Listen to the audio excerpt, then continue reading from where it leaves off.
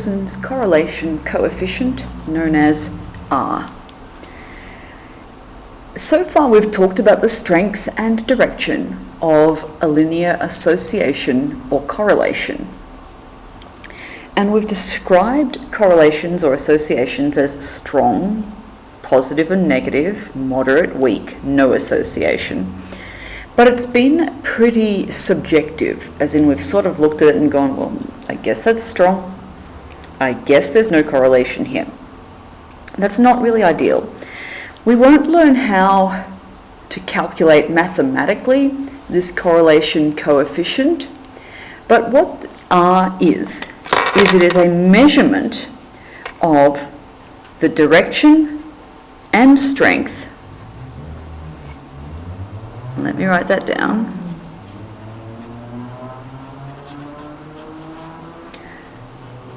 Of linear association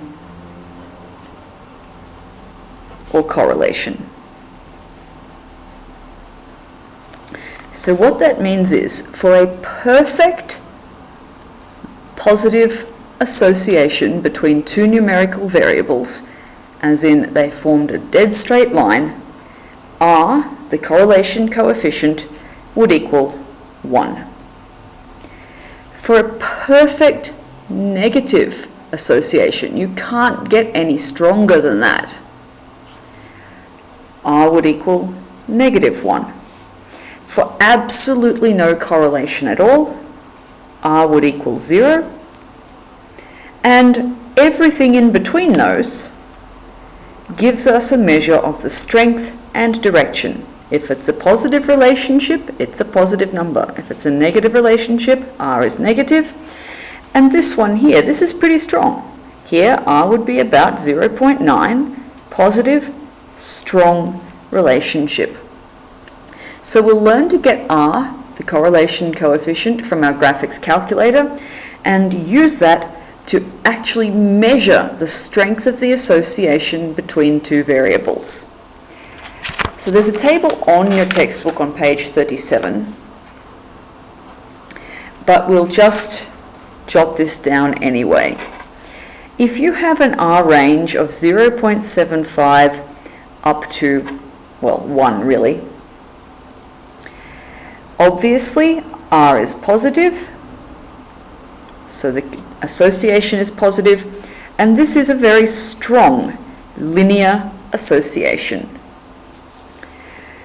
From 0.5 up to just under 0.75, so 0.74 I suppose, this is a moderate association, and it's still positive.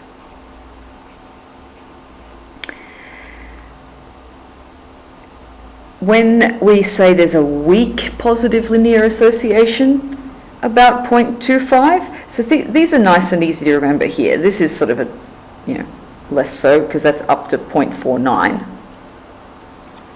But 0.25 up to 0.5, weak. 0.5 up to 0.75 is our moderate. 0.75 up to 1, strong. We're quite happy to say there's none, so no association,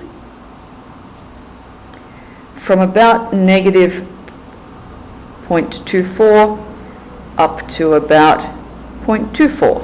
So that range around pretty close to 0, no association or no linear association. And then of course the same numbers go for our negative range. So a weak association, I should have left myself more space here, and I'm going to use little arrows up in there so it doesn't look like a negative, because that was about to get really complicated. So -0.25 up to, or down to, -0.49 is our weak negative association. Moderate, still negative. I'm sick of writing negative, but feel free. From -0.5 down to negative 0.74. And our strong association, still negative, negative 0.75 down to negative 1 is strong negative association. Now these are linear associations only. You can find the R value, the correlation coefficient for a nonlinear relationship, but it won't be as meaningful as you'd hoped. So, this is only for numeric data, the correlation between two numeric variables. For linear associations only, it's not appropriate to try using this correlation coefficient with nonlinear data. And outliers mess it up, so it's only really going to be useful if there's no outliers in our data. If you had an obvious outlier, you'd say this probably isn't as valuable a measurement of the strength and direction of our relationship as we'd like. If you had nonlinear data, if your scatter plot obviously had a curve to where the points went, you'd probably say you didn't want to find the coefficient.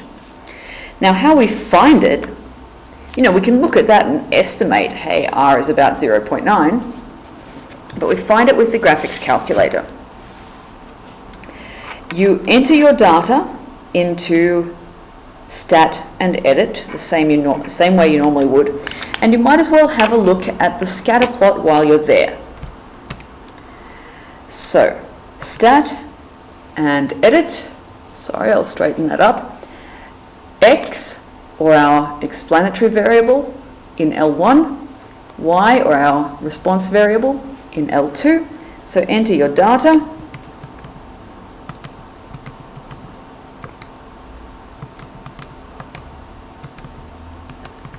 Once you've entered your data, have a look at the scatter plot.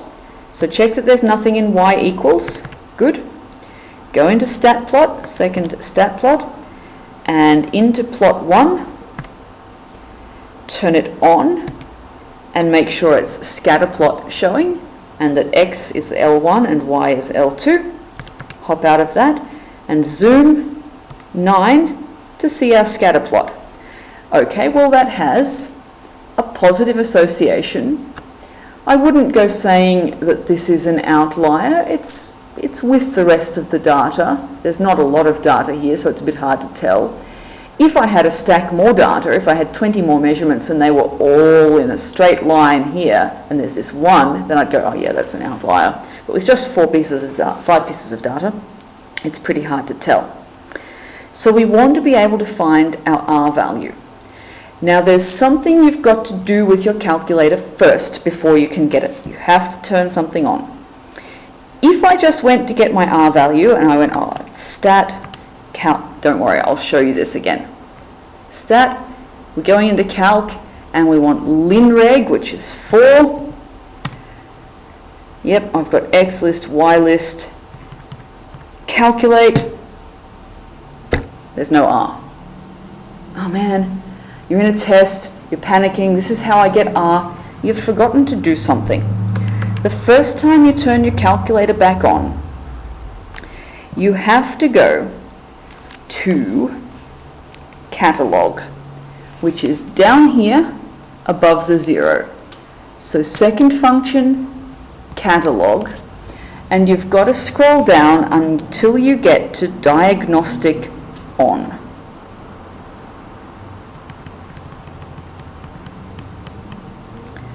Diagnostic on and enter again, and it should say done.